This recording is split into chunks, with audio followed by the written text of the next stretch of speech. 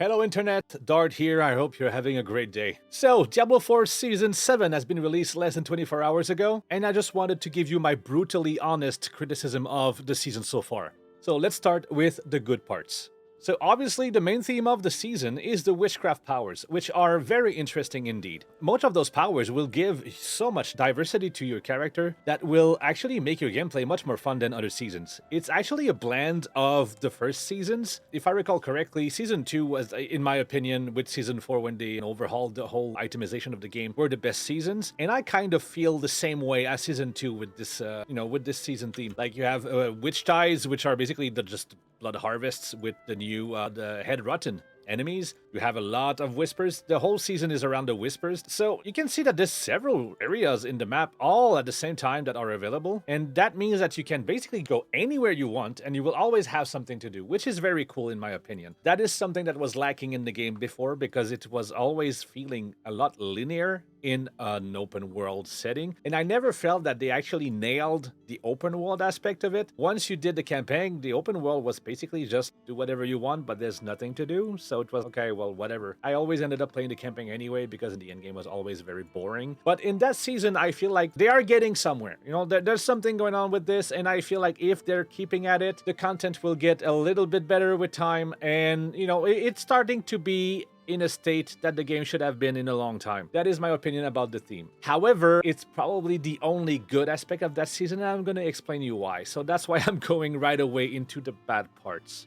As you can see, this season I only have 2 characters. This one is not even close to be max level, like I am aware of it. And you can see that my sorceress is only level 11. And the reason is, I started the season with the sorceress, and it felt so bad. It was horrendous. I basically just ditched it, and I switched to barbarian. I usually always start with the barbarian, but I did a good thing to start with the sorceress because if I went from my barbarian to the sorceress, it would have felt even worse. The sorceress doesn't do any damage. Yes, I am aware I play penitent, but that has never been an issue for me because I always played penitent right off the bat with every single characters on every season that penitent was available for. And yes, the sorceress, I've been told by several sources and I heard several other content creators that the sorceress was not feeling good this season, and I can confirm to you, actually it is horrendous. The character balance, I cannot name any other game that I can actually say that every single season character balance goes out of whack. For the Spiritborn per se, I do understand that last season it was way too overpowered because it's a new class and need to have like a broader view of, you know, how it fares in the gameplay with like every single players in the game and everything. I do get that. It does make sense that the druid was so bad for a long time and now it's back to what it should be, right? But I don't really understand how every single season something happens. Example, like last season the sorceress was very good and now it's so bad. It feels so bad. It's horrible. There's no other game that I can actually tell that's happening, and I don't really know how it happens and why it happens, but it's kind of frustrating because you're used to play with your class, you play every single season, and now all of a sudden your class just shit. Why? Anyways, let's move on. While I am in the character menu, I want to address something and ask something of Blizzard. I want to understand why, when you're creating your character, right? You start with either the original campaign, the Vessel of Hatred campaign, or the Vessel of Hatred campaign completed. So both states are campaign completed. When you are to select difficulty level, if I selected the campaign, which is completed, why can't I select Penitent right off the bat? Why is it locked, and why complete the original campaign of this character? It's already completed. I selected it. I'm spawning in Geakul. I need to teleport back to Kiovashad, go to the statue, change the difficulty level, get back to Geakul, and then start the game. That should be available right off the bat as soon as you select campaign completed. This is more clicks, more time wasted, more things to go around just to change your difficulty level. For me, it doesn't make sense. Now going on the season quest line. To be honest with you, I didn't complete it yet, so it may change in the long run. However, I just feel like most of the quests are just collecting whispers. So basically, the only thing you have to do is to collect whispers. So you just go around, you kill stuff, and you collect the rewards. That's it. I don't feel it's actually engaging, and I don't feel that it's actually very fun to do. The dungeons that you need to do are basically just rehashed dungeons. You have like boons and banes, basically like the Infernal Hordes, and basically like the same dungeons as last season.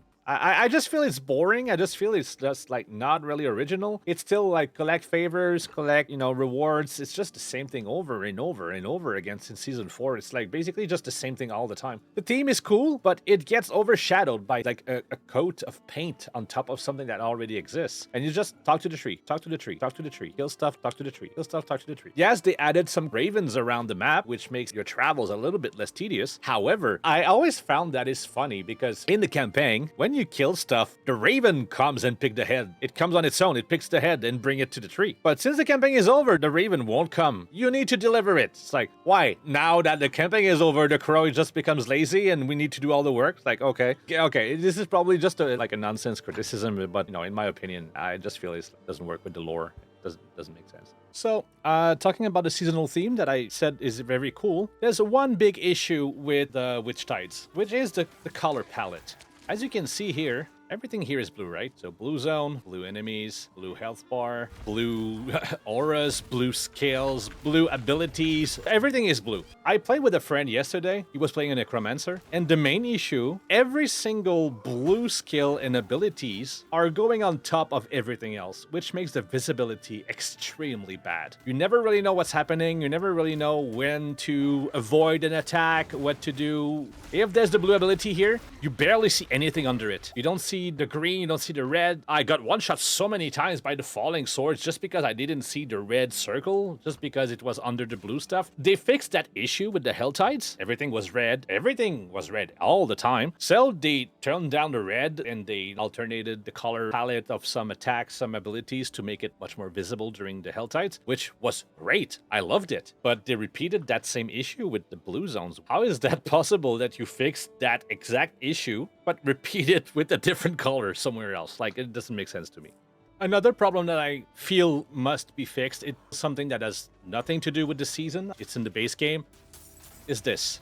Look at that. When you pick up money and materials, the text appeared over the health bar, which, like I said prior, with the blue zone, the visibility is very bad. And I feel like there's a lot of instances in that game that the visibility is very bad. It makes it even worse because the health bar, the reason why I keep it on is because I mostly play hardcore. When I pick up stuff and it goes in front of my health bar, I don't see exactly where my character is, and I don't want to leave my eyes off the screen to look down, to look at my health, especially in hardcore. Even sometimes just 1 second, like it's too late, right? It's not a huge issue in Diablo 4 because I don't feel like Diablo 4 is a very hard game. I have several like level 100 characters in hardcore. I died several times still. This is still happening. I feel like they should give us a choice to just turn that off. If we're already having that icon here with the gold and with the materials that appears here, why do you clutter all the screen with all this text? Can we just turn it off? It's already cluttered enough as is. Some other issues that are specific to Nahantu or the DLC. So the first one is, the poison ticks. I don't really mind them. What I don't like is that there is no way to actually destroy them. So when you're stuck like between a rock and a hard place,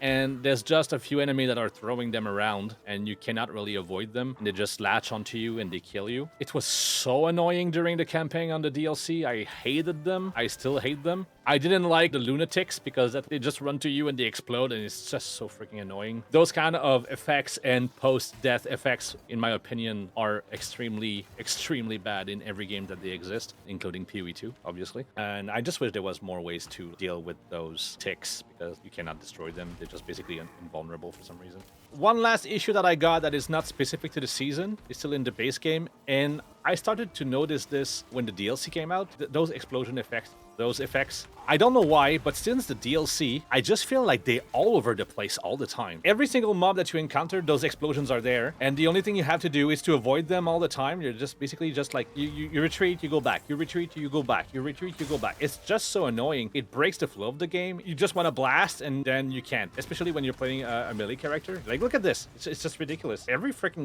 7 seconds, there's 1, 2, 3. Like, every enemy has this. I just wish this was not in the game, or, maybe just less frequent. It's just breaking the flow of the game. So one other thing that I wanted to talk about, the bosses. I know this is not seasonal content and this is a seasonal review video. However, I feel this is the perfect opportunity for me to express how I feel about those kind of things, because I don't do review videos that often because I'm fairly new to YouTube, and the last review video I did was last summer for season 4 PTR, so yeah, it's been a while. As you know, in every single ARPG or RPGs, like overall, there's so many ways to go around the boss and to beat the boss. You can either like over level and find new gear and learn the boss mechanics, use strategy to beat the boss. Even in turn-based RPGs, you know, you can do the same thing. In Diablo 4, this is not the case because the stacks mechanics, I don't even know why this mechanic actually exists, feels so bad. I tested that mechanic last season when there was the anti-venom bug, you know, that gave you like humongous amount of health, and it was ridiculous. I went to fight Lilith with 2 million health. So 1 million health and 1 million fortify health. And she still managed to one-shot me. And I'm like, no other games that would have happened ever. Even Elden Ring, even Dark Souls, this is not happening, and it's a freaking hard game. And I've been told by some of my viewers, yeah, but what do you expect? Like, you cannot face tank bosses. Like, what the fuck? I'm a warrior. What else should I do? Why shouldn't I be able to face tank a boss when I'm a freaking barbarian ripping demons around and shit? My axe is twice my size and I cannot face tank anything? What the hell? How does that make sense? I'm not a rogue. I am not a sorcerer. I am not like a glass cannon. Doesn't make sense. I hate the stacks mechanics. Like, basically every time they touch you, they just do exponentially more damage to you until you die. It's just ridiculous. It's stupid. Another thing that I don't like about the bosses, it's not the bosses per se, it's how they are introduced. As an example, the bosses in the dungeons are irrelevant. Like, nobody knows who they are, like the Tomb Lord and the Blood Bishop, and like fuck are they? Why is the only 3 bosses that you encounter in the dungeons? Like, anyways, doesn't matter. Even the Uber bosses, if you didn't play the previous seasons, you don't know who they are. You don't even know where they are there. Who is Zir? Who is Varshan? Who the hell are they? Nobody knows. If you're a new player, you're just lost. You're just like, okay, well, that's a boss. I need to kill him. There is no way that the story introduces you to them again. And I think it's a missed opportunity because, example, when you actually free the strongholds, you just become base for Legion events, and that's it. There's nothing else to do with them. Why don't they make, I don't know, like a quest line for each Uber boss and make them appear in a unique dungeon under those strongholds once they are freed? There are some dungeons under strongholds that you free them. Why don't you put the bosses in there? For me, it's a weird mechanic to farm for boss materials for 3 hours and then stand in a doorway for 15 minutes and just farm the bosses over and over and over again. Like, the loot that they drop, it's like, for me, it's just like, it's ridiculous how much loot. One last thing before I quit my rant, and now I will move on to the bugs and such, is actually the UI.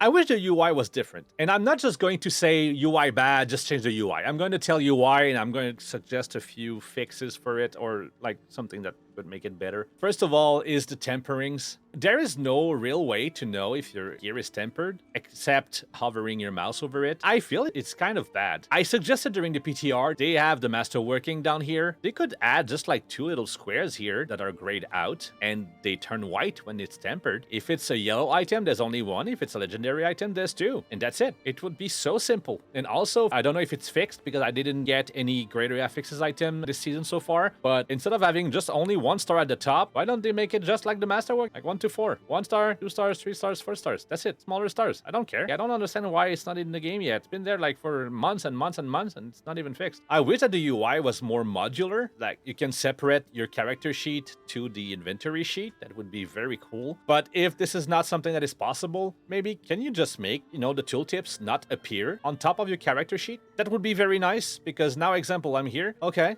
What did change? Okay, you don't really know because you need to remember what was there before, because it's gonna cover your character sheet right away. So yeah, I just wish this was different. So yeah, I just feel like, I don't know. My opinion is probably like harsher than most people. Like, I heard that a lot of people are having fun with this one. I actually don't. I've been with the franchise for the last 25 years. I played Diablo 1, Diablo 2 for 20 years. I played Diablo 3. Diablo 3 is actually probably the game that was like the make or break for a lot of people. It was a break for me. I thought Diablo 4 was the reunion with the older players. And I substantially played the game pre-DLC. I played a lot of hours in the DLC. And to be completely honest, I just feel it's like just all time the same thing over and over and over again. And I don't feel like the actual devs are knowing what they're doing. They may be good developers in overall and in general. I'm not saying that they are bad employees and or bad devs and what they're doing is crap or whatever. That's not what I'm saying. There's definitely quality in what they're putting up. Like, look at the beauty of the graphics and... But let's be fair. Most of us played Path of Exile 2 for the last month and a half, right? So now we have a little bit more of a modern reference to compare it to. And the only reference we had prior was Diablo 4 with Diablo 4 or other ARPGs. And in my opinion, every other ARPGs that came out in the last, I don't know, maybe 10 years, except for maybe PoE 1 for most players, nothing really stand out. Nothing came out of the box and said, oh, we are that ARPG that is going to compete with Diablo. None of them actually did that. But now that PoE 2 is out, and I feel there's a lot of veteran players of Diablo 2 that actually dig this one very much, me included. I already have like 400 hours in PoE 2 since the last month and a half. I'm not even joking. It's crazy. But the thing is, I know there are two different games. I know they are not targeting the same audience. However, the way it's delivered makes everything. It's actually doing all the job for them. Okay, so I just pulled the Steam charts just to make a quick comparison. I know it's not representative of everything that's going on right now because it doesn't take into consideration the launcher's players, so the Path of Exile players on the launcher and the Blizzard app, the console players. However, I just still think it's very representative what's going on right now. At this exact moment, you have 17,000 players playing Diablo 4, and you have 128,000 players playing Path of Exile 2 at this exact moment. There is no way in any shape or form that you will make me believe all of those players in Path of Exile 2 are only hardcore players. I know the games don't target the same audience, but I can assure you there's a lot of those players that are coming from Diablo 4. This is new season day for Diablo. This is not like it's just has been released for Path of Exile 2. It's been almost 2 months. There is no way. And if you look at the all-time peak, almost 600,000 players were on Path of Exile 2. Most of those players are casual players. And when the Diablo team saying that the state of Diablo is because, you know, the gamers changed, they are not patient anymore, they want everything. That's not freaking true. This is not true that there's not enough loot, that the rarity of the items are bad, that we want everything like in our mouth. Like, no. This is the 80-20 issue. 80% of the complaints are coming from 20% of the player base. Those are kids that don't know what they want and they are king kids, or like, just don't listen to Reddit, don't listen to those players. They are ruining the experience for everyone. And if I could just say one thing to Blizzard, just take notes. In the perfect world, I would just tell Blizzard, hire DGG to develop Diablo 5, and that's going to be the end of it. But that's never going to happen. The only reason why I give so much criticism and why I am so harsh against Diablo right now is not because I hate Diablo. It's because I love Diablo. I've been in the franchise since I'm a kid. Diablo 1 is the first PC game I've ever played, and I played it a ton. And when the Diablo 2 demo came out, it came out on videogame.com. I remember there was only the Barbarian and only like, I think it was up to Bloodraven. I played the shit out of that demo. But I was a kid. Yes, I am playing way more hardcore now because I've been streaming, and I've been streaming for like not a year yet. I wasn't playing that hardcore with Diablo when it came out, Diablo 4. I was a casual player. The way I feel with Diablo right now, the same way I felt before I became a hardcore player. Stop listening to the whiners. Legendaries are not legendary. Uniques are not uniques. And mythic uniques are not mythic. Even less since you can craft them. You're making all the pieces of gear irrelevant. I am not excited to get any piece of gear in the game anymore. In my stash, I think I have like, I don't know, 7 Tyrell's Might. I remember when the PTR for the new leveling system came out, I got my first piece of gear in the first dungeon because I started with the campaign. 6 or 7 minutes in the dungeon. I never was that excited to get a white piece of gear before. And that piece of gear was good. It was a white one. I know, white is crap, but when you're starting out, it's good. That's the feeling I want to have with RPGs. I want to start as a wimp and to become a god. I don't want to become a god in the first 10 minutes. I want to progressively build my way up there. I want to feel the difference when I get something. There's even instances that I don't even level up my potion. I don't even level up my character for like sometimes 5, 10, 15 levels. How is that possible? I should be excited to get a level. I should be excited to get a piece of gear. It doesn't happen. Stop listening to those who are complaining that nothing is going fast enough. That's not true. Like, To be fair, like just go play Call of Duty. Like it's not fast enough, go play Call of Duty. I don't give a shit. This is not the way. Yeah, you're betraying your own player base. You're betraying your fans. You're betraying those who were faithful to you for years. Get back to your roots. And that's what I thought was happening when I actually saw the first gameplay footage of Diablo 4. The only reason why I played Diablo 4 for that long is because the gameplay is actually fun. It's not the gameplay that is the issue. It's not the animations. Like I said, quality is in the game. It's the content around it. It's the way it's delivered. Fix the delivery and everything else will fall into place and you will get back your players. With this new season, even though there's a few things that I feel is better and you're getting there, it's still not quite there. It's still a long way from where it should be. Don't listen to those who are just complaining for complaining. Listen to those who are actually complaining but trying to give you solutions and give you objective criticism. And I promise you, if you do this, if you're transparent with your players, if you stop listening to those up there that wants only money, you will get your players back and you will make way more money because those players will come back and will pay for it. That's why I feel like right now, Diablo, there's a lot of issues. There's a lot of bugs that are still there since like 6 months. And most of them, I did report them every single PTR since the PTR is out, which is crazy. Okay, so enough ranting. I know I got carried away and I do apologize for that. I had a lot of things to say. But now let's move on to those specific bugs I'm talking about. One of the first bugs that comes to mind, this one is like since only the DLC, so it's a very recent one. But there's a bug with the cat. And that bug is only with the mouse and keyboard. It's not happening with the WASD movement and it's not happening with the controller. But when you're taking the cat out, the cat stops before you can actually go with the cat. But when you're using WASD, so I'm just going to...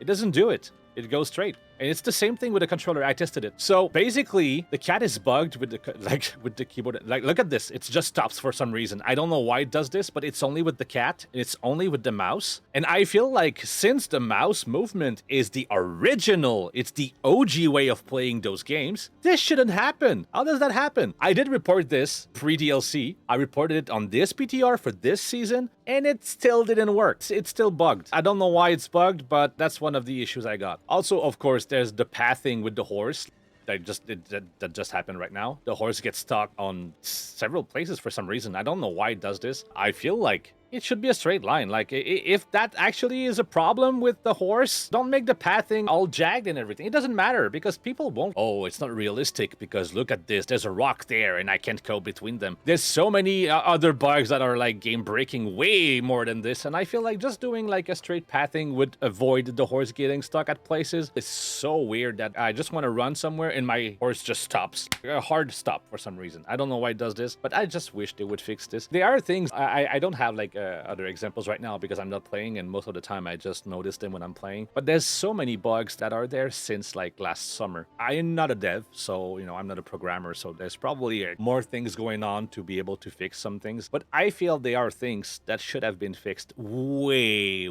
before. When you realize there are several things in Path of Exile 2 that has been fixed in the first week and they addressed it immediately. When I'm hearing people saying, oh yeah, Diablo are very fast to respond, like stop it. They are not. I'm pretty sure they are passionate about their project. However, there's so many people working on that project. Like I heard like 6,000 employees or something. There is no way that they can fix things like that quickly. It's impossible. There's way too many people. And that's probably why those problems are there to begin with. Who did that code? I don't know. Okay, we need to go in the chain of command and just go all the way down. It takes forever. This isn't acceptable for a game of that scale. There's so many issues I have with the game that should have been fixed so long ago. And they are so much basic things that actually makes me frustrated at it. Let's go back to the tempering a little bit. I've been told that the crafting system in Diablo is much better than in PoE, which actually I agree to some extent. There's another argument for me that I feel like the PoE crafting system, PoE 2, is better, even though it feels more like gambling, and I will explain you why. First of all, the items in Diablo only have 3 to 4 affixes, right? In PoE 2, you have up to 6 to 7. So when you're adding an affix to your item and it's not the one you want, it doesn't really matter because you have more chances to get the one you want. And if you don't get the one you want, you can use a chaos orb. You can use there's different ways to go around that. And I feel like when you already know what you can get, so example, if I am trying to temper, maybe those gloves, okay, whatever. When you already know you want, let's take one with 3. Earthquake, Frenzy, or Stun. You're not using Frenzy, you're not using Stun. You're using Earthquake. You have